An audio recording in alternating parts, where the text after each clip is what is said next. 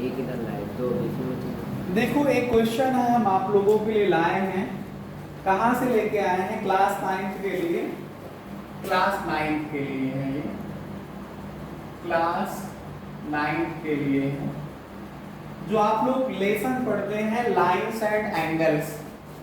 Lines and angles इस lesson का है। रेखा और कोण। रेखा और कोण लिखा है if two straight lines intersect each. Hello सुनिए आप लोग। If two straight lines intersect each other in such a way that one of the angle formed measures 90 degree। अगर दो स्ट्रेट लाइन एक दूसरे को इस तरह से कट करें कि उनके जो बीच का एक एंगल बनता है वो 90 डिग्री का बनता है, तो कह रहे कि so that each of the remaining angles measure 90 डिग्री। दिखाइए कि जो बाकी और तीन कोण हैं ये भी 90 डिग्री के आएंगे। बात समझ रहे हैं? तो जैसे इतने एंगल को हमने x ले लिया, इस एंगल को y ले लिया, इस एंगल को z ले लिया, तो आपको दिखाना है कि जो बचे हुए भी एंगल हैं वो भी 90 के आएंगे। ये जो क्वेश्चन करा रहा हूं मैं आर्य शटरवाल नाम की बुक का एक्सरसाइज 7.2 या 7B का क्वेश्चन नंबर 10 है। क्वेश्चन नंबर 10 है। तो क्वेश्चन नंबर 10 है 7B का क्वेश्चन नंबर 10 है। 7B का क्वेश्चन नंबर 10 है। देखिए समझिए, आप जैसे मान लो कि AB और CD दो स्ट्रेट लाइन है और ये कहां पे कट कर रही वो A पॉइंट पे, तो let AB and CD are two straight lines।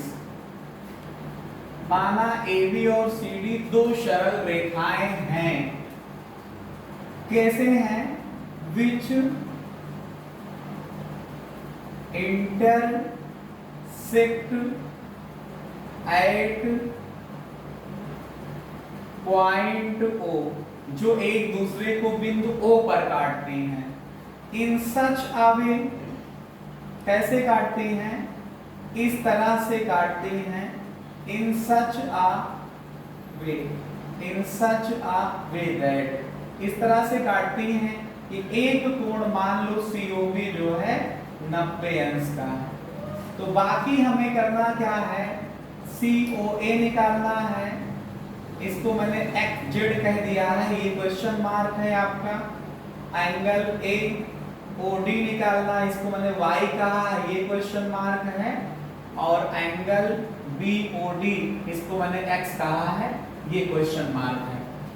ठीक है, अब आप बात को समझिए। आप पढ़ते हैं कि जब दो स्ट्रेट लाइन एक दूसरे को कट करती हैं तो ये एंगल और इसके सामने वाला ये एंगल वर्टिकल अपोजिट एंगल या शीर्षाभिमुख कोण कहलाता है।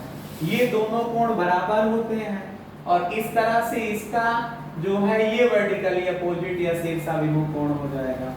तो सिंस स्ट्रेट लाइन, सिंस जो लाइंस हैं AB एंड CD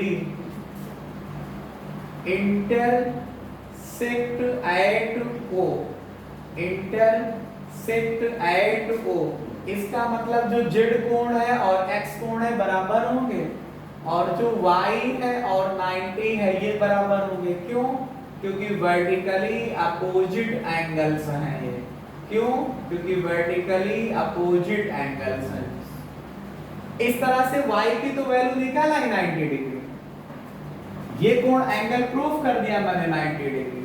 अब आपको पता है एक प्लेन पे एक पॉइंट पे जितने भी एंगल बनते हैं वो पूरे एंगल को ऐड करोगे तो कंप्लीट एंगल होता है। ठीक है,